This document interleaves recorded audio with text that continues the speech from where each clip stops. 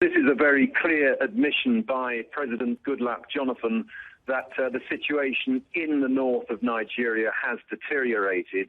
He has declared a state of emergency in Borno, Yobe and Adamawa states. Those are areas where there have been attacks in recent weeks by the Islamist militant group popularly known as Boko Haram.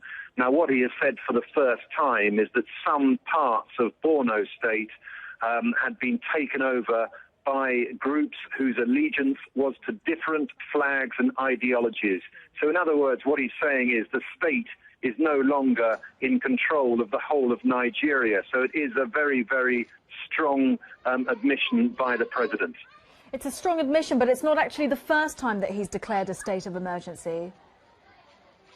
It's not. He has declared a state of emergency in other parts of the country at the end of 2011 following some bombing attacks. But I think it was the tone of this address and the clear feeling that whilst the army in recent months has been trying to convince everybody that the situation is getting better in northern Nigeria, this was an admission by the president that things have got worse. And he said things like, these terrorists and insurgents seem determined to establish control and authority over parts of our beloved nation and to progressively overwhelm the rest of our nation. I mean, very strong words.